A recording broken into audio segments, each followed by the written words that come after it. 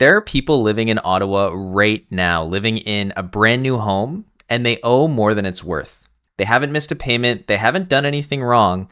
They signed a deal during one of the hottest markets in Canadian history, waited 2 or 3 years for the home to be built, and by the time they got the keys, the market had already moved past them. I was speaking with a guy late last year who had bought in Finley Creek. He'd signed for a brand new detached home back when the market was on fire. By the time he took possession, the home was worth less than what he'd agreed to pay. He wanted to sell, not because he didn't like the house, but because the math just didn't work anymore. And he's not alone. This has been quietly playing out across Ottawa's suburban new developments for the last year or two. So today I'm breaking down how this happened, who got caught, and what to do if you think you might be in this situation. Let's take a look. Now, as far as how we got here, there's something that most people don't understand about new builds. When you buy resale, you're buying based on today's market. You negotiate in real time. When you buy pre-construction, you're locking in a price 18 months, 2 years, sometimes even 3 years down the road from when you actually purchase the home. The builder sets the price based on the demand that they're seeing at the time of sale, not the demand that's going to exist at the time of closing. So here's what happened. In 2020 to early 2022, sales centers in places like Finley Creek, Riverside South, Orleans, Barrhaven were selling out entire phases of new build homes within days. Detached singles were being priced in the 800s, 900s, and sometimes even over $1 million once you factored in the upgrades. The narrative was simple. Buy now or get priced out of the market forever. Then the Bank of Canada went ahead and raised rates faster than they had in decades. The market cooled almost overnight, and those homes that were signed for at peak prices started closing in 2023, 24, and 25, right into a completely different market. So you take possession at the price you agreed to 2 or 3 years ago when the market was hot. You look around your neighborhood and comparable resale homes are selling for $30,000 to $60,000, sometimes lower than what you just paid. That's the gap, and that's how you end up underwater on a brand new home. And Ottawa's numbers tell the story. Average home prices are down about 4.3% year over year as of January 2026. The benchmark price is at the lowest it's been since March 2024, but those are just the averages. Drive through some of the newer subdivisions right now and count the for sale signs on streets where every home has closed within the last 18 months. In those communities, the gap between what people paid the builder and what resale is going to get them now can be significantly larger than that 4.2%. And there are a few situations that can make this even worse for new home buyers. I sat down with a couple in Barrhaven a few months ago that had spent about $40,000 in the design center. Quartz countertops, hardwood upgrades, upgraded cabinets, they finished the basement. The home was now probably worth about $50,000 or $60,000 less than the total price that they paid for it. And here's what most first-time home buyers don't realize. The upgrades you pay the builder for, you don't get those back on resale, period. The market doesn't care what you spent in the design center. It cares what comparable homes are selling for. If you finance those expensive upgrades into your mortgage, there's a good chance you're even further underwater. Another thing that can make it worse is if you paid the minimum down payment. So let's say you signed, for example, for a $900,000 home. In Canada, the minimum down payment would be 5% on the first $500,000 and 10% on the remainder. So you'd land somewhere around $65,000 for a down payment on this place. You've got your mortgage insurance baked in on top of that, so your total mortgage is going to be somewhere around $835,000. If that home is now worth $825,000 or $830,000, you're right at the line or already past it.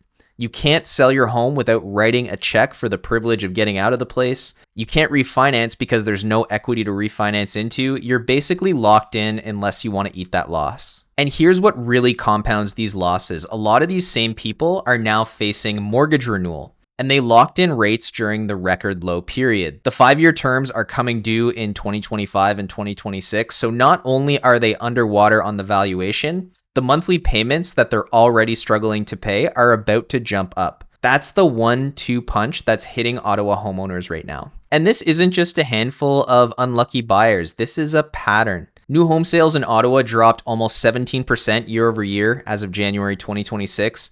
The Greater Ottawa Home Builders Association described the current environment as cautious and fragile. Builder confidence across Ontario is at record lows. The single-family housing market index just hit 19.6 out of a possible 100, the lowest it's ever been for 2 quarters in a row. And CMHC is forecasting that housing starts in Ottawa is going to slow in 2026, specifically because of high inventories of completed and unsold units. Communities like Finley Creek, parts of Riverside South, Stittsville, newer parts of Orleans, these are the communities where the gap is most visible right now. And the people living in those homes are quietly dealing with it. Now, if this is you or you think it might be, here's what I would recommend. This is the same advice I would give to my clients.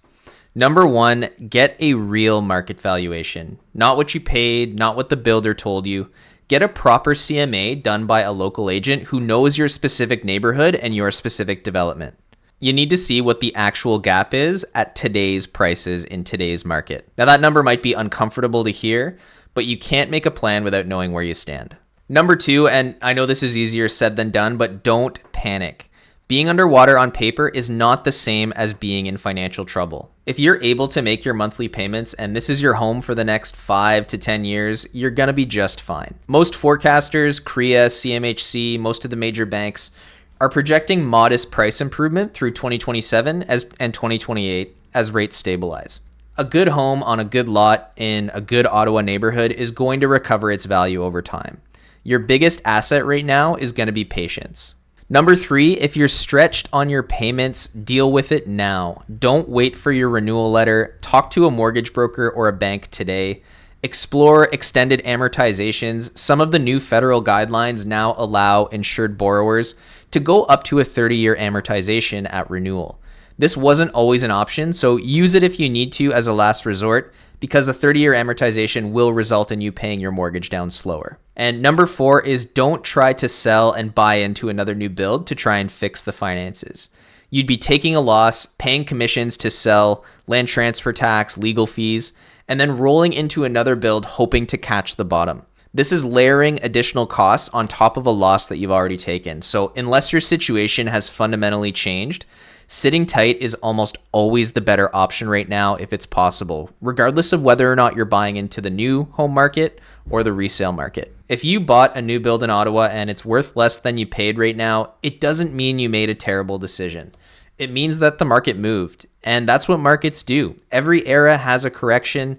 Every era has people that get caught in that correction going in one direction or the other. The question isn't whether or not you made a mistake. The question is what you do next. Know your numbers, make a plan. As I already alluded to, a lot of people I'm talking about today are also going to get hit with a second wave, the mortgage renewal shock. So if you bought during the pandemic era and your 5-year term is coming up, your payments could jump up to 15 or 20%, which is something you really need to look out for. I made a full video breaking down exactly what's happening with mortgage renewals in Ottawa, who's most at risk, and what your options are. I would check out that video next if you have the time.